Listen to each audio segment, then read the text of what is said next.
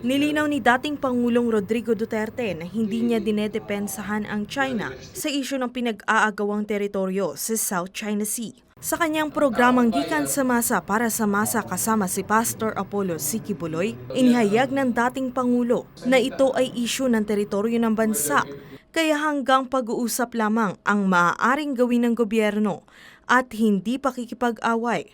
Kamakailan nga ay nagkaroon ng palitan na maaanghang na salita si Chinese Air Force Colonel Saubo at Philippine Coast Guard Commodore G. Tariela. Ayon kay Saubo, si Tariela ay inilalarawan ang China bilang demonyo sa rehiyon, habang ang Pilipinas naman ay pinagmumukhang anghel. Sinagot naman ito ni Tariela sa Twitter post na nagsasabing hindi iginagalang ng China ang rules-based order at sa halip ay binabago ang kasalukuyang sistema sa pamamagitan ng intimidasyon. Ayon naman kay Duterte, payapa namang nakakapaglayag ang mga Pilipinong mangingisda roon, kaya wag nang palalain pa ang sitwasyon. In short, hanggang usap lang tayo. We cannot go beyond words. Period. If we go to arms, wala tayo.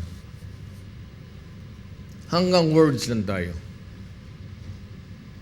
So, hindi ako I'm not trying to justify or defend China. Alam mo, it's a matter of from where you look at it. Kasi ang boundary ang pinag-usapan . Mga lupa natin, Yes, well. even how accurate yung teleskopyo ng mga geodetic engineering, there would still be trouble. So, itong atin, it's a question of territory. Hayaan mo na muna, total nandyan na rin yan. Wala namang barko, wala namang enterprising na dyan. Puro questionable lang yung question mark dyan. Leave it that way. It has always been that way. Do not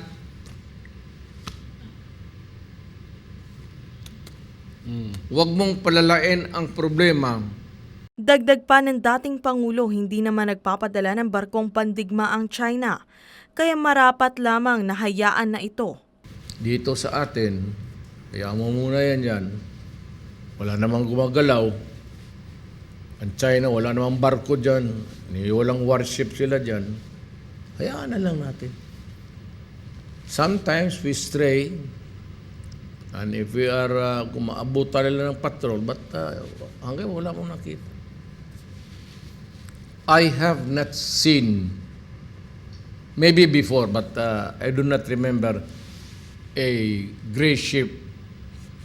Gray ship is a war. Barko na panggira. Inihayag naman ni dating Pangulong Duterte na kung mayroon mang mga isyong ganito, ay dapat na diplomatiko gaya ng mga nasa Foreign Affairs ang maglalabas ng opisyal na pahayag ukol rito. Para sa Diyos at sa Pilipinas kong mahal, kay Villan, SMNI News.